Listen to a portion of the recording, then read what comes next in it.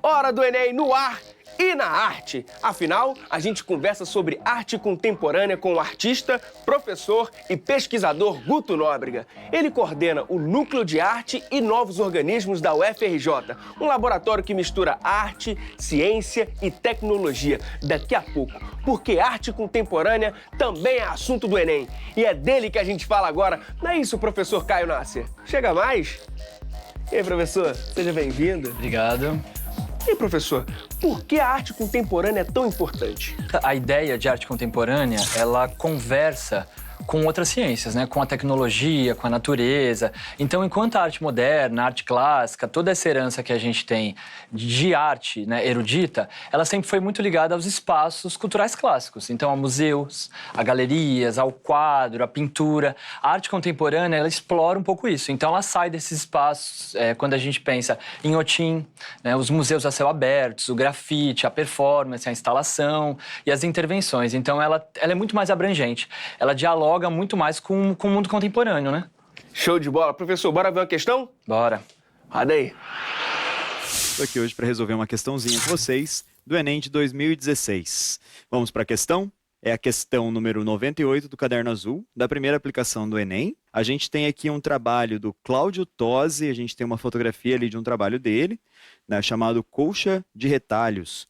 A gente também tem a informação ali que esse trabalho ele está na estação do metrô da Sé, ela de São Paulo. E eu tenho o enunciado ali, ó. Colcha de Retalhos apresenta a essência do mural e convida o público a... Gente, olha só, o enunciado da questão já está pedindo uma informação direta. Ele está pedindo para você pensar sobre o mural. Não está falando necessariamente, especificamente, do trabalho do Cláudio Tosi. O trabalho do Cláudio Tosi está ali para ilustrar essa situação de mural. Afinal, é um mural que ele fez na estação de metrô. Vamos ver as alternativas ali que ele nos dá. Apreciar a estética do cotidiano, interagir com os elementos da composição, refletir sobre elementos do inconsciente do artista, reconhecer a estética clássica das formas, ou contemplar a obra por meio da movimentação física. Gente, quando a gente está pensando em mural, quando a gente está pensando numa obra que é feita na cidade, principalmente numa obra que é feita num metrô, numa estação, na rua, para a gente ver, a gente está falando sobre a estética do cotidiano. Um artista, quando ele propõe a ideia de fazer uma obra em público,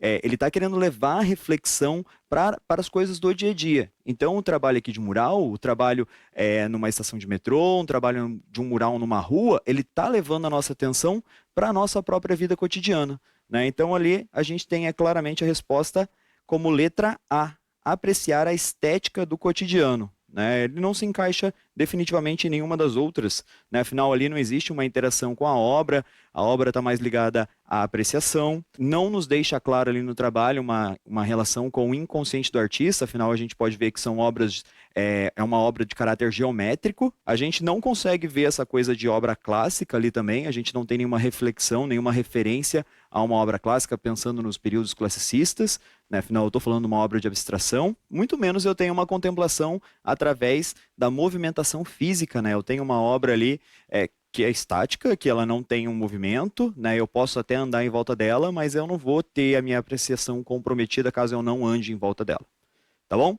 Galera, espero que tenha ficado claro aí a resolução. Uma questão extremamente simples, fácil de resolver, é só prestar atenção no que a questão está dizendo, né? É só prestar atenção no que a questão pede, no comando e também nas opções ali. Valeu, professor! A gente viu que o gabarito da questão é a letra A, mas por que não poderia ser a letra B, interagir com os elementos da composição, se a obra está inserida no espaço urbano? A própria pergunta, né, ela traz ali uma característica bem específica, que é um termo que a gente utiliza no ensino da arte, que é a apreciação. Naquele contexto, a obra, né, dentro de um museu, aquela obra exposta ali no cotidiano daquelas pessoas, a única interação que a gente tem é de apreciação. A gente não consegue uma contextualização ou uma vivência ou um fazer artístico. Dentro da arte a gente chama que são 3 conceitos: o fazer, o apreciar e o contextualizar. Essa obra especificamente no museu, ela é um momento de apreciação. E os outros distratores, professor? Por que nenhuma outra resposta poderia ser o gabarito? Tem uma outra alternativa que ela fala sobre questões do inconsciente do artista. A obra, naquele espaço, não tem como a gente trazer a contextualização. Então, que dado histórico esse artista fez essa obra, né? O que acontecia na sociedade daquela época? A gente não consegue ter a contextualização da obra, por isso que ela é só um objeto de apreciação. Essa questão enfatiza a palavra mural, mas muitas vezes os enunciados podem parecer muito subjetivos para o candidato. Tem alguma dica, algum conselho de como o candidato lê os comandos das questões de arte? Sim, não tem. Eu acho que as próprias alternativas, elas dão algumas dicas, né? Uma fala da questão da movimentação. Então, é uma obra que não propõe movimentação física. Ela é uma obra estática dentro de um espaço urbano. E a outra, ela fala um pouco sobre a estética clássica. Não existe estética clássica nessa obra e também nesse espaço. Então, é importante, do enunciado, a gente trabalhar alguns conceitos ou palavras-chave, né? Então, a gente pensar em que dado, qual que é o contexto, o momento histórico da história da arte ou daquela obra e onde é que ela está inserida. Ali, no caso, é um espaço de movimentação de muitas pessoas, no caso, uma estação de metrô. Então, é importante a gente tomar cuidado com essas palavras-chave do próprio enunciado. A gente sabe que na prova de linguagens vem textos verbais e não verbais. Como isso influencia o conteúdo cobrado em arte? Eu acho que tem uma grande dificuldade para a gente responder as questões de artes, que é a nossa falta de educação para o que não é texto verbal, né? Então, a gente tem a leitura do texto ali na escrita, mas a gente tem muita dificuldade em ler um quadro. Então, é um olhar que a gente tem que treinar na vida. A gente tem que ir em museus, a gente tem que ir em exposições, teatro, ouvir músicas de diversos gêneros, né? Então, quando a gente fala sobre a linguagem não verbal, é essa leitura de imagem que a gente precisa entender, que através de uma obra de arte, a gente tem sociologia, a gente tem história, a gente tem matemática, a gente tem química, tem todos os outros elementos da vida humana. O professor Retka falou de estética do cotidiano. Esse é um assunto exclusivo da arte contemporânea? Dialoga com a vida na atualidade, né? Principalmente, ele quebra um pouco dessa questão estética grega, né? Que a gente tem essa ideia do belo. Hoje, o belo, ele tá posto de muitas formas. Em imagens que não são belas esteticamente, por exemplo, imagens relacionadas à pobreza, à miséria, à violência, a denúncias sociais, que são imagens feias, elas são estéticas do cotidiano. Então, dialoga com o que a gente chama de interculturalidade. E que outros artistas também trabalham com esse tema? Dentro da estética do cotidiano, tem alguns artistas novos, que é bem importante a gente citar. Tem uma artista plástica conhecida como Nega Hamburger, que ela faz uma crítica a essa nova estética. Ela ela pinta mulheres gordas, ela trata da questão feminista e sai um pouco no museu. Tem o próprio grafite dos Gêmeos, algumas instalações também, quando a gente vê do Jarba Lopes, que é o Troca-Troca, uma obra de 2002 que está exposta em Otim. A Marina Abramovic, que é aquela performer que trabalha com a relação do corpo no espaço e com os limites corporais. Então, é de entender a estética além do que é belo. E belo, quando eu falo essa palavra, ela não está ligada a esse belo dessa clássica grega. Professor, 2 perguntas clássicas daqui do nosso programa. Primeira, em que ano a gente aprende tudo isso? A arte contemporânea, ele começa no final do 2º ano do ensino médio e a gente vai trabalhar no 3º. Segunda pergunta, como eu posso aprender mais sobre o assunto? Tem um livro que é de um autor chamado Argan, que é Arte Moderna, que ele traz a questão da arte principalmente atrelada a essa ideologia neoliberal, fala sobre capitalismo. Ele trata a arte numa abordagem mais atual. E aí também eu indico o Google Arte Cultura, que você consegue viajar por museus do mundo inteiro ali na tela do seu computador. Então, no mouse você coloca o país e aí você consegue visitar museus de diversos lugares. Professor, nós falamos sobre arte contemporânea no bloco anterior, mas muito do que acontece hoje é inspirado pelas transformações do século XX, tá certo? Certíssimo. Toda essa forma, né, essa revolução que teve na vida humana posterior ao século XX, influenciado por esse século, ela teve representatividade na arte, né? A arte, ela é a representação da própria história, ela conta a história de vida humana. Então, tanto essas transformações no modo de produção, do trabalho, das próprias relações influenciaram a arte que a gente tem hoje. Já que a gente tocou nesse tema, bora treinar? Bora. Professor Rodrigo Retka, é com você. Estou aqui hoje para resolver uma questão do Enem de 2016, da segunda aplicação do Enem de 2016. Vamos ver aqui a questãozinha, né? A questão azul, número 96. A gente tem ali o primeiro texto, que é uma obra do Dino Severini. A gente consegue ver ali uma obra meio que disforme, a gente não consegue captar exatamente o que a obra está nos mostrando, a gente consegue ver várias imagens fragmentadas, mas isso daí a gente já vai retomar daqui a pouco. E a gente tem um texto do Fernand Léger. Vamos ler ali o textinho. A existência dos homens criadores modernos é muito mais condensada e mais complicada do que as pessoas dos séculos precedentes. A coisa representada, por imagem, fica menos fixa. O objeto em si se expõe menos do que antes. Uma paisagem rasgada por um automóvel ou por um trem perde em valor descritivo, mas ganha em valor sintético. O homem moderno registra 100 vezes mais impressões do que um artista do século XVIII. O texto em si e a imagem ela já está nos dando uma série de informações, né, de dicas sobre o que a questão vai perguntar, né? Vamos dar uma olhada na questão agora. A vanguarda europeia, evidenciada pela obra e pelo texto, expressa os ideais e a estética do...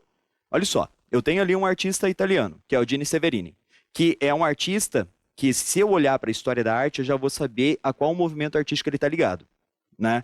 Quando eu penso no texto do Fernand Léger, quando ele está falando sobre máquina, quando ele está falando sobre esse homem moderno que tem contato com a máquina, que tem contato com a velocidade, e o quanto que essa velocidade acrescenta na vida desse homem, a questão ela se torna muito simples e muito fácil, né? Tudo isso nos leva a acreditar que a pergunta em si ela está falando do futurismo. Vamos ver se tem essa alternativa aqui. Olha só, a gente tem ali a alternativa A, que fala um pouquinho sobre o cubismo, a B, que fala um pouquinho sobre o expressionismo, a C, que vai falar sobre o dadaísmo, a D, né, que está ali falando sobre o futurismo, como eu falei para vocês, e a letra E, que está falando sobre o neoplástico. Vamos voltar ali para D. Olha só, futurismo, que propunha uma nova estética baseada nos valores da vida moderna. É essa a alternativa correta. Mas por quê? Porque o futurismo em si, como eu falei anteriormente, ele vai estar associado, ele vai estar valorizando esses novos atores da vida moderna. Esses carros, a velocidade desses carros, a velocidade do trem, né, o trajeto que ele faz no espaço. Quando eu penso lá na obra do Severini, eu estou pensando num trabalho que fragmenta, né, a imagem para tentar passar a ideia de movimento. Os artistas futuristas eles repetem várias vezes a mesma imagem para traçar a trajetória que um objeto faz no espaço, criando como se fossem caminhos. E se a gente analisa bem a obra de Severini, a gente consegue ver os caminhos que esses objetos fazem no espaço. Maravilha, professor! Rodrigo fala sobre o futurismo. Qual era o contexto da época? O futurismo, ele rejeita a ideia do moralismo. Então, ele vem muito atrelado a uma explosão de cores e as formas, elas não têm uma regra como em alguns outros ismos. Então, as obras desse movimento, elas são... Quando você olha essa obra, você tem a ideia de velocidade, um pouco até de violência, as cores elas são muito mais quentes e tem uma explosão de cores nessas obras, como a gente viu nessa questão do próprio Enem. Agora a gente pode ampliar esse contexto falando dos distratores. Vamos fazer um bate-bola? Vamos. Vamos lá, cubismo. Eu acho que é importante também a gente falar que os ismos eles surgiram de uma vanguarda europeia. E aí o cubismo ele é muito ligado às formas geométricas apresentadas em um único plano. Então, de uma obra, um quadrado, por exemplo, ele vai ser apresentado em todas as suas superfícies pelo mesmo plano. O Picasso foi um grande artista dessa época, por exemplo, quando a gente pensa em Guernica, que ele retrata ali a guerra, a gente consegue ter todos os elementos, todas as figuras estão com os dois olhos para frente e as cores são muito simples, né? Ele trabalha com 2 ou 3 cores nesse quadro. Expressionismo. O expressionismo, ele já é um movimento maior dentro dos ismos, né? Enquanto o cubismo, ele começou ali em 1907, o expressionismo, ele é contrário ao impressionismo, expressionismo, que é ligado à bela época, né, francesa, e ele tem a ideia de retratar as angústias, o sofrimento humano, né? O Van Gogh é um grande artista desse período. Dadaísmo. Ele trabalha a questão do absurdo, da incoerência, né? Então, o Duchamp, ele trabalhava em suas obras, ele tinha uma crítica ao capitalismo, ao consumo. Importante pensar no momento histórico, que foi o movimento que surgiu ali em plena Primeira Guerra Mundial. Então, tem toda essa crítica ao capitalismo, ao consumo, essas novas formas de produção. E para fechar, neoplasticismo. Esse movimento, ele ignora a questão da narrativa de obras mais ligadas ao social, à religião, ao histórico. Ele trabalha basicamente com linhas horizontais e verticais, trabalha com as cores puras, que são as cores primárias, o vermelho, o azul e o amarelo, e tem como principal artista o Mondrian. E o candidato precisa saber todos esses ismos? Eles são bem confusos, mas é muito importante que ele saiba. Então, uma dica que eu dou é que faça realmente uma linha do tempo ali, faça um trabalhinho que você coloque 1907, 1910 e faça esse percurso histórico. Só assim você vai conseguir entender esses ismos, senão... Até essa palavra ela é muito confusa, né? Ismos. É necessária essa linha do tempo. Professor, muito obrigado pela presença e pela ajuda, viu? Volte sempre. Obrigado.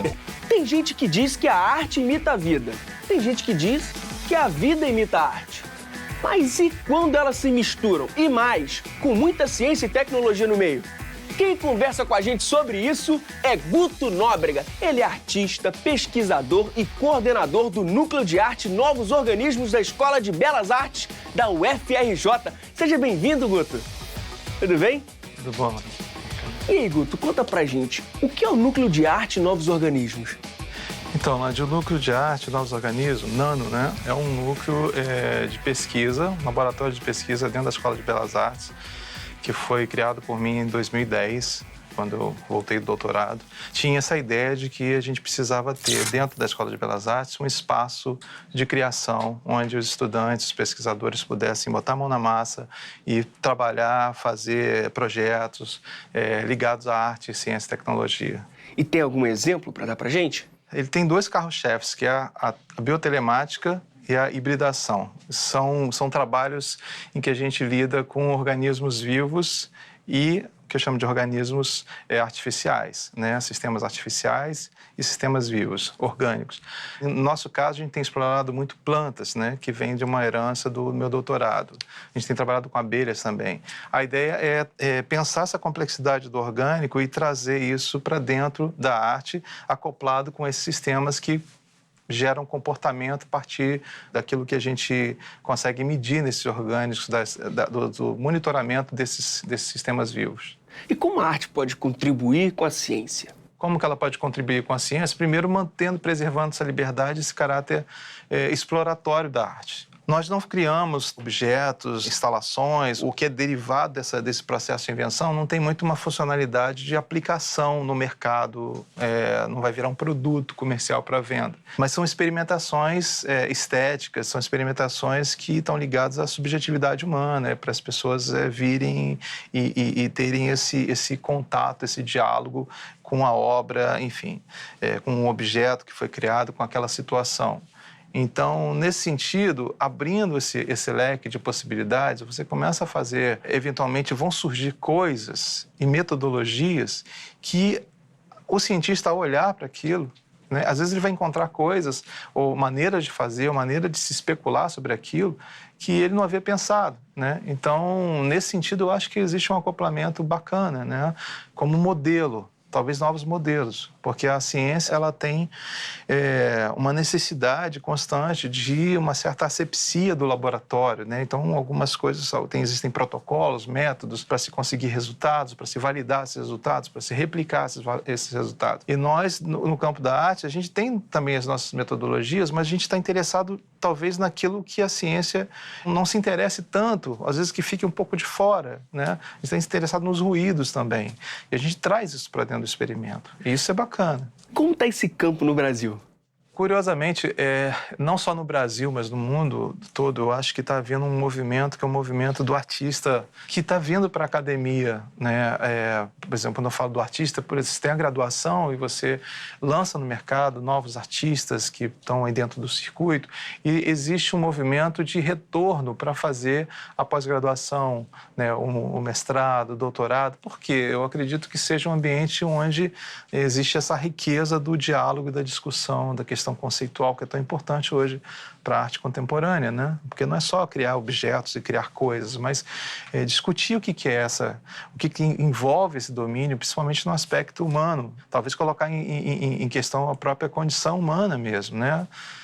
Porque isso está em risco. Talvez aí seja a ponte até para a tecnologia, porque a tecnologia está afetando a nossa condição existencial, né? A gente está vendo as máquinas cada vez ficando mais inteligentes, mais humanas, né? E nós humanos ficando cada vez mais máquina. Então, esse lugar dessa discussão tem sido privilegiado dentro da academia, que é o lugar, né, a universidade, né? Não confundir com a questão do acadêmico, mas a universidade como um lugar de produção de conhecimento e transferência desse conhecimento, né? Então, eu acho que isso favorece muito a natureza do artista de ser um pesquisador nato, né? Ele tem que pesquisar. E aí eu acho que esse diálogo está acontecendo muito fortemente dentro da universidade. Então, assim, quando pergunta como é que está o panorama, eu acho que tem muito artista, pesquisador, que estão dentro dos centros das universidades, dos laboratórios, como é o nosso caso no Nano, né? Muitos artistas buscam essa interlocução com o Nano por encontrar ali um diálogo dentro de um campo de interesse que é facilitado pelo aquele ambiente. E daí surgem trabalhos que se projetam no circuito internacional, né? Que são os festivais, são as bienais, os simpósios, enfim. E de onde surgiu o seu interesse de misturar a arte e a ciência? A coisa toda surgiu, assim, aí tem que contar um pouco da minha trajetória, porque eu sou formado em gravura e tive na adolescência, na minha infância, um interesse muito grande pela eletrônica. No decorrer da minha trajetória, eu estava caminhando para trabalhar na Petrobras ou para trabalhar numa empresa de engenharia ou eletrônica e tal, que era um pouco o desejo dos meus pais, meu pai principalmente. Mas quando eu fui fazer cursinho do pré-vestibular, eu ficava o tempo todo desenhando em sala de aula. Então, os meus colegas falaram, não, você tem que fazer arte. Então, eu fiz gravura. Depois, eu segui uma carreira ligada ao design, fui diretor de arte há muito tempo, trabalhei para revista, trabalhei para jornais e tal. Quando eu comecei a usar computador para fazer os trabalhos, foi que eu fiquei me questionando sobre o computador, sobre essa máquina em si. E aí eu comecei a fazer trabalhos para a internet, trabalhos interativos, trabalhos que a imagem respondia de alguma forma, essa era a questão toda. Comecei a encontrar esse nicho em um certo circuito de arte, onde eu comecei a me expressar ali, comecei a participar de festivais e tal. E aí eu fui fazer um mestrado em Comunicação e Tecnologia da Imagem. E quando chegou 2005, eu fui fazer meu doutorado em Interactive Arts. Eu fui para a Inglaterra, passei 4 anos lá. E durante esse doutorado, eu comecei meu projeto com uma ideia de pensar a arte e a minha questão era essa relação com o objeto de arte. Eu falei, a arte não é o objeto em si, mas é essa troca, essa coisa que acontece entre uma coisa e outra, né? É um campo de forças, enfim. Eu estava com isso na minha cabeça e eu sabia que eu tinha que criar uma instalação, alguma coisa, um projeto, ele se materializar de alguma forma, não seria mais no campo da imagem apenas, era alguma coisa que estava...